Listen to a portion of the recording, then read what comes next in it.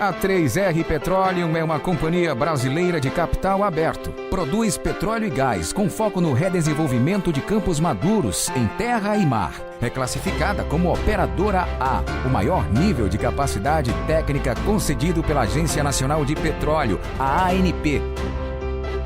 Com os pilares redesenvolver, revitalizar e repensar, que formam o nome da companhia, a 3R transforma e incrementa as reservas já descobertas. Criada em 2014, reúne alta expertise técnica no redesenvolvimento de campos maduros, operando e incrementando a produção e as reservas com segurança e qualidade, gerando valor para a sociedade, o setor e seus acionistas. Novos operadores. Novas oportunidades de entrada em campos maduros.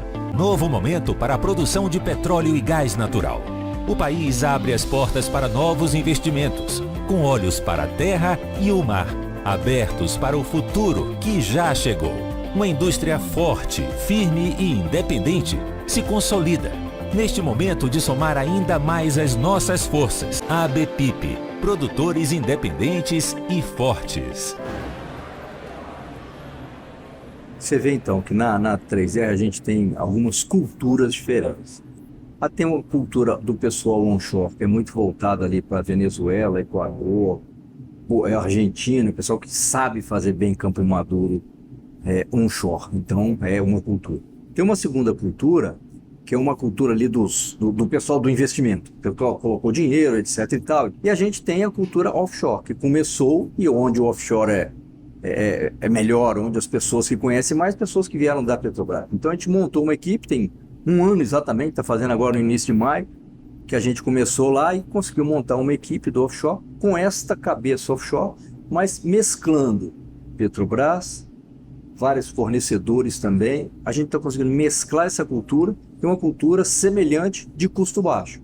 Então, uma cultura que a gente está vendo muito a forma quando o pessoal offshore, essa boa experiência que eles estão tendo no onshore, e com isso montando uma cultura offshore dentro da mesma linha, fazendo um pouco diferente da própria Petrobras, que não tem a rigidez de você fazer um contrato seguindo todas as regras de TCU, de AGU, etc. Você consegue montar contratos onde você negocia performance. Isso é um diferencial bastante interessante nos contratos, onde tem um ganha-ganha. Se a empresa ganha, a gente ganha também, e você consegue custo mais baixo com isso. Então essa mudança, essa filosofia para o offshore partiu de uma boa experiência no onshore, que está dando bons resultados, e na parte offshore a gente está baseado na mesma filosofia e com uma equipe adaptada, uma equipe que conhece bem o offshore, tanto de Petrobras, quanto até de outras operadoras e também de pessoal dos fornecedores. A lógica é a mesma, ou seja, você vai entrar no campo, onde esse campo tem um trabalho inicial que é feito ali de voltar alguns poços, de voltar aquela produção que dá alguma manutenção inicial, e depois tem a fase 2, onde a gente vai voltar a perfurar nesses campos para poder aumentar a produção de novo e tal. Então a lógica é mais ou menos igual. Um pouquinho diferente é a lógica do recurso, porque no onshore você tem uma sonda que está ali do lado, etc. No offshore você tem que ter o recurso crítico, que é um barco, que é uma sonda, que isso a gente tem que trabalhar mais no longo prazo, para poder ter esses recursos críticos, tá? Mas a lógica e a filosofia vai ser semelhante. Foi um pouquinho mais fácil você, por exemplo, fazer uma campanha intensa de perfuração, de adensamento de malha, de infill drilling, para aumentar a quantidade de poço. E no onshore é muito mais fácil fazer isso no offshore. Fazer o poço no offshore é uma pérola, né? Você tem que cuidar dele, fazer com todo cuidado e conseguir o melhor resultado com poucos poços, porque os poços são muito caros. Já no onshore é mais fácil fazer poço, então você bota bastante poço.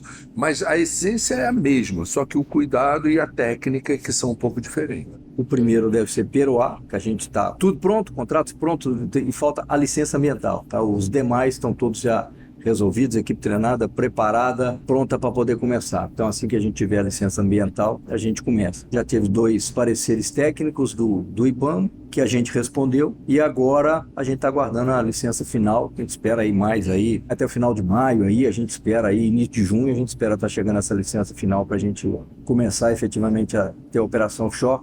própria da 3R. Pero assim, no campo de gás, a estratégia é um pouco diferente dos campos de óleo, de aumento do fator de recuperação e antecipação de produção não dá para fazer no campo de gás. Então o que a gente vai fazer é produzir o peroá, e é por isso que o Diniz falou, tem que estar muito bem casado com a comercialização, primeiro, porque a gente precisa de uma resposta de curto prazo, de comercialização, para a gente faturar esse gás e ter tempo de entrar no campo, na concessão, e aí fazer todos os estudos que a gente precisa fazer, olhar direito aquele reservatório e poder ver qual é a melhor estratégia. Segundo ponto de peroá e camboá, não só eles, como essas outras oportunidades no entorno, são todas de gás não associado. É um gás seco, um gás assim, muito metano, praticamente seco e não associado. Hoje a estratégia da Petrobras é transformar aquele gás não associado num gás associado. Ela joga tudo para cacimbas e produz tudo misturado com gás associado.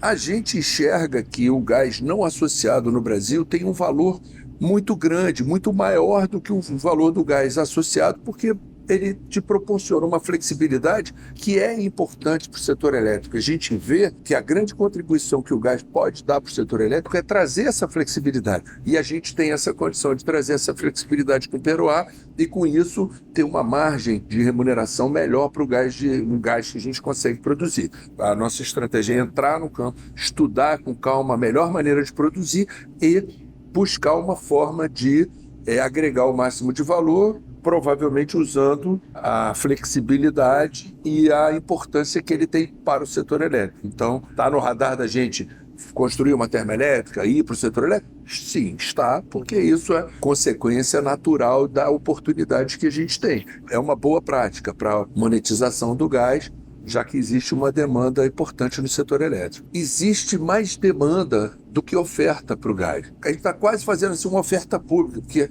a gente está vendo que a estratégia de chamada pública de quem tem demanda não funciona bem quando o produto que é escasso é o gás. E eu acho que essa inversão, quer dizer, a gente faz essa inversão de uma maneira informal quando a gente fica escutando todo mundo. Mas eu acho que fazer isso de uma maneira mais formal pode ser uma estratégia para a 3R no futuro, porque a gente tem gás, pode fazer sentido. A gente está ouvindo, tem bastante demanda, todo mundo está muito ansioso e angustiado porque o gás está numa condição difícil no mercado por causa da guerra lá na Europa e porque essa demanda, essa pressão que o mercado europeu está fazendo sobre o gás, os compromissos praticamente precificou o gás a 20. Essa estratégia americana pegou o preço do gás e jogou para $20 por milhão de BTU. Isso é ruim para cá, para o Brasil, mas ao mesmo tempo, eu já falei isso e tenho repetido, esse sinal de preço do gás ele é muito importante para a indústria de gás, porque é ele que vai fazer com que aumentem os investimentos para gerar mais oferta de gás e para atender esse mercado.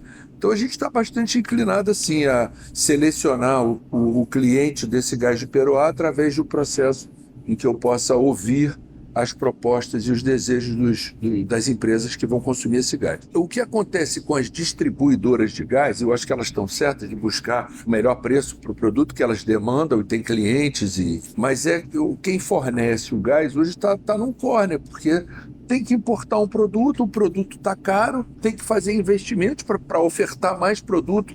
E também estão caros os investimentos e não está tendo a remuneração. Se baixar o preço, não tem remuneração para investir. Se aumentar o preço, o cliente briga na justiça. A gente está aqui buscando, sim, para a 3R é muito importante que a remuneração do gás seja adequada para a gente poder financiar os investimentos que a gente vai ter que fazer. A gente precisa fazer grandes investimentos que vão aumentar a oferta de gás em terra, no Rio Grande do Norte, na Bahia e em Peroá, que tem essas oportunidades e a gente vai precisar desenvolver. Então, a remuneração do gás é um fator crucial para a gente. E o sinal de preço indica que com preços maiores eu consigo investir mais e mais rápido. Com preços menores eu invisto menos e mais devagar. Então, a resposta da indústria, ela depende muito desse sinal de preço. A estratégia da gente pode mudar em função do sinal de preço. Para a terra é bom a gente citar bem que a gente tem hoje em termos de fator de recuperação, 2% do campo. É um campo simples sob o aspecto geológico? Não. É um campo onde a gente tem trabalhado bastante. Mas o que é importante dizer também é o seguinte, a própria Petrobras e Chevron fizeram um projeto de desenvolvimento, viram que tinha alguns problemas nesse projeto, pararam, estudaram uma nova fase para o projeto, e os 2 últimos poços que foram perfurados são os poços hoje que estão segurando o campo, que tem uma boa produtividade, e são os bons poços do campo. Ou seja, mudou a geometria, mudou a forma que entrou no reservatório, deu uma repensada no reservatório e já tem bom sucesso. Então, só de você prosseguir dessa forma, já é uma nova visão do campo. Mas a gente está pensando um pouquinho diferente, além disso, além desse aspecto de produção, onde o pessoal de exploração de reservatório já está estudando uma nova forma de você desenvolver. Existe hoje um plano de desenvolvimento aprovado, mas a gente está pensando numa nova forma de desenvolver, já baseado nessa experiência nova que a própria Petrobras e Chevron tiveram e acrescida do que a gente tem das pessoas que já trabalharam no campo há algum tempo, inclusive os próprios fornecedores que trabalharam ali, pessoal que trabalhou em perfis aí no passado, etc. Então esse é o lado, vamos dizer, positivo, o lado da produção em si. Sobre o lado do aspecto de custos, a gente está trabalhando também de uma forma diferente, a gente está terminando aí a parte de negociação do contrato de operação e manutenção, que é o principal contrato do campo, já com bons resultados. Então eu acho que a gente vai ter aí nos próximas semanas aí concluído esse principal contrato, depois a gente vai passar para o contrato de logística e a gente também vai conseguir uma redução dos custos do campo. Ou seja, a gente tem um futuro naquele campo bastante interessante, pensando de uma forma diferente, pensando um pouquinho diferente, nesses aspectos que eu falei da forma de explorar, e de alguns momentos até seguindo essa última fase que a própria Petrobras e Chevron já colocaram, mas dando uma nova visão sobre o aspecto de reservatório. A forma como você entra, o poço entra dentro do reservatório. Então você entra de uma determinada forma, ali tem várias áreas, vários níveis de reservatório. Então a forma que você entra é entrando horizontal no reservatório, em vez de entrar de uma forma, entra 90 graus, um pouco diferente. Então, aspecto reservatório. Aspecto de poço, a gente tem hoje bombas, por ser um óleo pesado, a gente tem bombas no fundo do poço. Que sabe, a gente coloca uma nova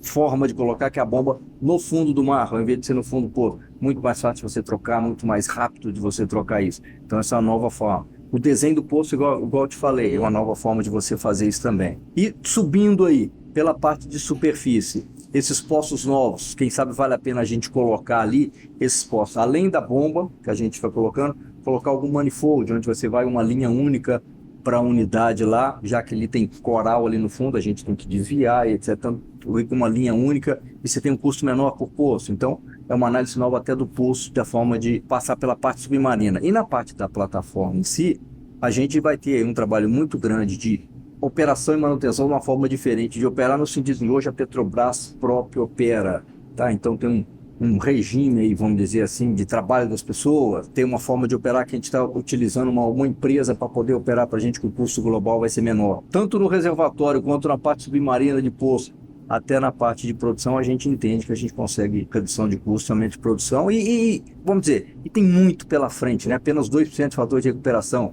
e campos desse tipo no mundo aí, em torno de 15%, ou seja, tem muito pela frente aí, 20% aí para a gente estudar e crescer pela frente. São ativos novos, né? São duas plataformas relativamente novas, que tem 10 anos de vida. Então, assim, tem muito conteúdo ali para a gente aproveitar. Tem potencial, tem capacidade ociosa, ou seja, a gente está com condição de explorar esse potencial para tentar maximizar o retorno. A gente tem sinergias para poder fazer isso e eu acho que a gente tem que ter uma escala, vamos dizer assim, de trabalho a ser feito nessa área para criar contratos que a gente consiga aprender a trabalhar em conjunto, que a gente consiga delinear aí com quem é a priorização e etc e tal. Se você seguir uma lógica do mais simples para o mais complicado, e o mais simples que a gente vê hoje são, por exemplo, você compartilhar helicóptero, você compartilhar a ida para...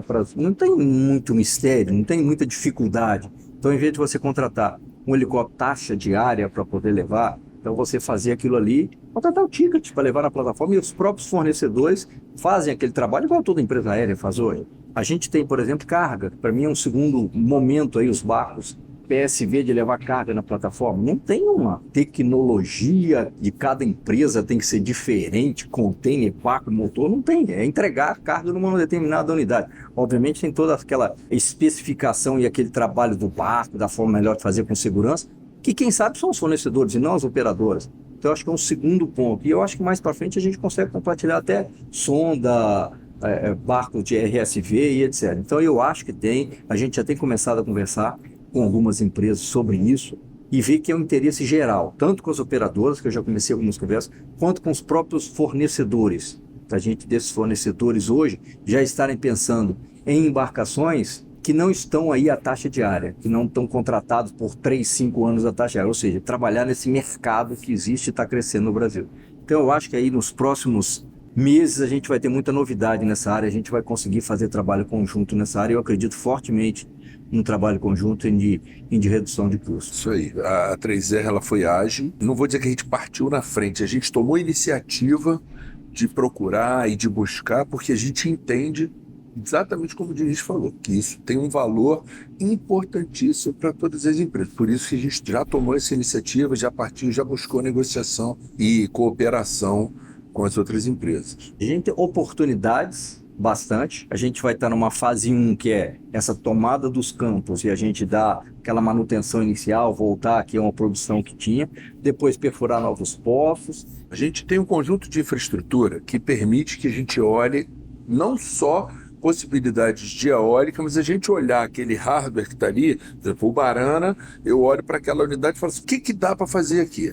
E a gente, obviamente, está pensando em maximizar todos os benefícios que aquele ativo traz. Fazer eólica offshore faz sentido, tem a ver tanto para a produção de energia quanto para a produção de hidrogênio. O hidrogênio está se tornando cada vez mais importante e provavelmente me parece que o Nordeste tem um potencial grande para ser um hub para iniciar o desenvolvimento do mercado de hidrogênio no Brasil, mas nós também consideramos a possibilidade, por exemplo, de converter algumas unidades dessa num small scale GNL, um GNL de pequena escala, e aumentar a oferta de gás no Nordeste hoje, que tem as suas restrições, que está limitado ao GNL vindo de P100, e a gente trazer mais alternativas e mais flexibilidade, já que a gente tem esses ativos ali, a gente pode incrementar a oferta de gás para esse mercado todo aí.